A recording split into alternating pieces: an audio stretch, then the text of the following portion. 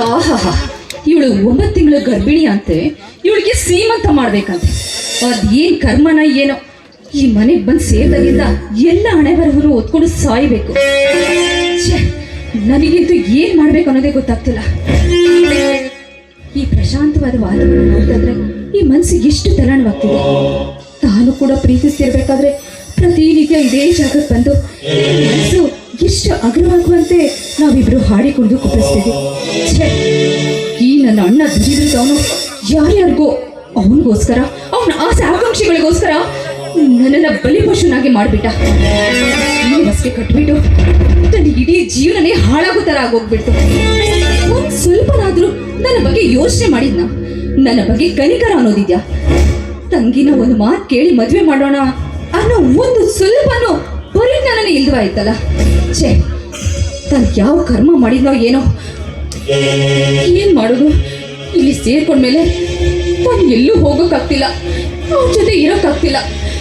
ಈ ತಾಳಿ ಅನ್ನೋದು ಯಾವಾಗ ಇತ್ತೋ ಏನೋ ಕರ್ಮ. ಆದ್ರೂ ಈ ಮನೆಯಲ್ಲಿ ಇಷ್ಟೊತ್ತಿಗೆ ಹೊರಗಡೆ ಎಲ್ಲ ಓಡಾಡ್ತಾ ಇದ್ದೀನಿ. ನನಗಂತೂ ನಾವಿಬ್ಬರ ಜೊತೆಲಿದ್ದೀನಿ ನೆನಪುಗಳೇ ತುಂಬಾ ಕಾಡ್ತಾ ಇದೆ. ಅವನನ್ನು ಮರೆಯೋಕೆ ಆಗ್ತಿಲ್ಲ. ಜೊತೆ ನೋಡಿದಾಗೆಲ್ಲ ನಾನು ಅವ್ರ ಜೊತೆ ಹೇಗೆ ಆಡ್ತಾ ಇದೆ, ಕುಣಿತಾ ಇದೆ, ಪ್ರತಿನಿತ್ಯ ಈ ಸ್ಥಳದಲ್ಲಿ ಬಂದಿರ್ತಿದ್ದ ನೆನಪೆಲ್ಲ ಇಷ್ಟು ನನ್ನ ಮನಸ್ಸಿಗೆ. ಏನು ಮಾಡೋದು? ನನಗೆ ಮರೆಯೋಕೆ ಆಗ್ತಾ ಇಲ್ಲ.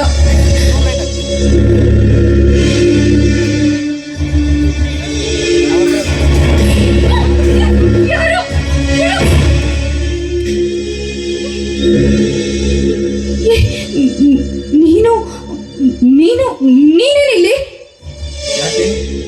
ಯಾಕೆ ಸುಮತಿ? ನಾನು ಬರಬಾರ್ದಿತ್ತ? ಬರಲೇಬಾರ್ದಾಗಿತ್ತ? ಅಯ್ಯೋ ಹೌದಾ? ಆಯ್ತು ಬಿಡು, ನಾನು ಹೋಗ್ತೀನಿ. ಅದು ಹಾಗಲ್ಲ.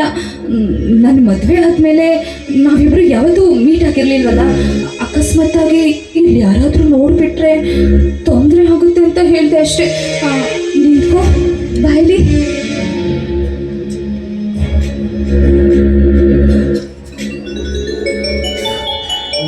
ಸುಮತಿ,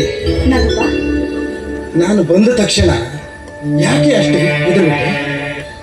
ಯಾಕಂದ್ರೆ ನಾನು ಏನಂತ ಹೇಳಿ ನಾಗಪ್ಪ, ನಿನಗೆ ಗೊತ್ತಿದ್ಯಾ, ನನಗಂತೂ ಈ ಮದುವೆ ಅನ್ನೋದು ಸ್ವಲ್ಪನೂ ಇಷ್ಟವಿಲ್ಲ.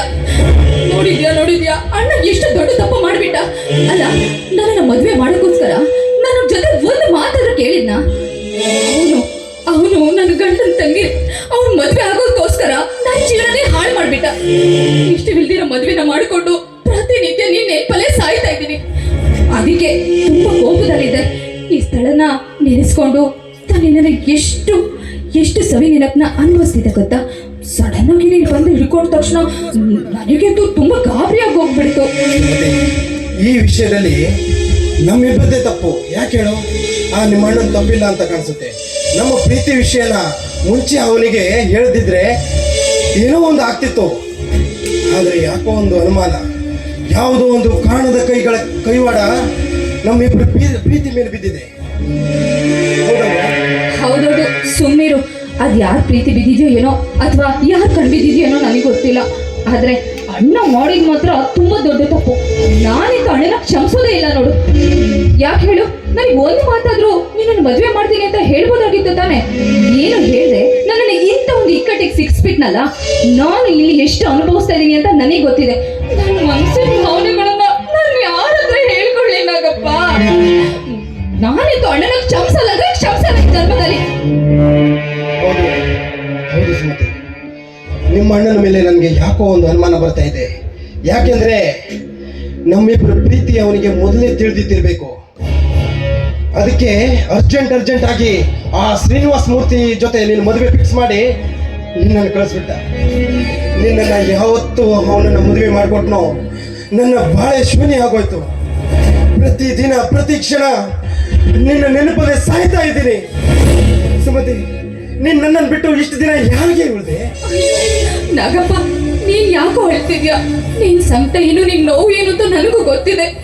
ಮದುವೆಗೆ ಬಂದಾಗಿಂದ ನಾನು ಅದೇ ರೀತಿ ಕಷ್ಟ ಪಡ್ತಾ ಇದ್ದೀನಿ ಗೊತ್ತಾ? ನೀನನ್ನ ನೋಡ್ಬೇಕಂದ್ರೆ, ಪ್ರತಿನಿತ್ಯ ನೀನನ್ನ ಭೇಟಿ ಆಗ್ಬೇಕಂದ್ರೆ ಎಷ್ಟು ಲವಲವಿಕೆಯಿಂದ ಬರ್ತಾ ಇದ್ದೆ. ಆದ್ರೆ ಈಗ ನೋಡಿದ್ರೆ ನೀನನ್ನು ಕದ್ದು ನೋಡ್ಬೇಕು. ಇದನ್ನೆಲ್ಲ ಸಹಿಸ್ಕೊಂಡು ಹೇಗೆ ಬಾಳ್ಲಿ ಹೇಳು, ನನ್ನ ಕರ್ಮ. ಆದರೆ ನೀನು ಇಲ್ಲಿ ಬಂದೇ ಬರ್ತೀಯ ಅಂತ ನನಗೆ ಮೊದಲೇ ಗೊತ್ತಿತ್ತು. ಯಾಕೆ ಹೇಳು, ನಾವು ಎಷ್ಟು ದಿನ ಪ್ರೀತಿ ಮಾಡಿದೀವೋ ಆ ರಹಸ್ಯ ತಾಣ ನಮ್ದು ಇದೆ. ಆದರೆ ಆ ದೇವ್ರ ಹತ್ರ ನಾನು ಒಂದು ಬೇಡಿಕೆನ ಇಡ್ತೀನಿ, ಇವತ್ತು ರಾತ್ರಿ ಹಗಲೇ ಆಗದೆ ಇರಲಿ. ಯಾಕೆ ಹೇಳು, ಯಾಕೆ? ನನ್ನ ಸುಮತಿ ನನ್ನ ಜೊತೆನೇ ಇರಬೇಕು. ಅವಳಿಗೆ ನಾನು ಯಾರಿಗೂ ಬಿಟ್ಕೊಡಲ್ಲ. ಇರ್ತೀಯಲ್ವಾ? ಅಲ್ವಾ?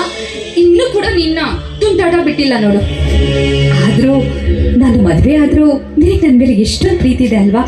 ನನಗೂ ಅಷ್ಟೇ ಮಗಪ್ಪ, ನೀನು ಎಷ್ಟು ಪ್ರಾಣಕ್ಕಿಂತ ಹೆಚ್ಚು ಪ್ರೀತಿಸ್ತೀನಿ ಗೊತ್ತಾ? ಆದರೆ ತೋರಿಸ್ಕೊಳಕ್ಕಾಗ್ತಿಲ್ಲ ಅಷ್ಟೇ. ಎಷ್ಟು ಪ್ರೀತಿಸ್ತೀಯ ನೋಡು, ಈ ಆಕಾಶ ಎಷ್ಟಿದೆ ಅಂತ ನಿನಗೆ ಲೆಕ್ಕ ಹೇಳೋಕ್ಕಾಗುತ್ತಾ? ಅಲ್ಲಿರೋ ನಕ್ಷತ್ರಗಳನ್ನ ಎಣ್ಸಕ್ಕಾಗತ್ತಾ? ಇಲ್ಲ ತಾನೆ? ಅಷ್ಟು ನಾನು ನಿನ್ನ ಪ್ರಾಣಕ್ಕಿಂತ ಹೆಚ್ಚಾಗಿ ಪ್ರೀತಿಸ್ತೀನಿ. ಆಕಾಶ ಭೂಮಿ ಎಲ್ಲ ಹಾಗೆ ಇರಲಿ.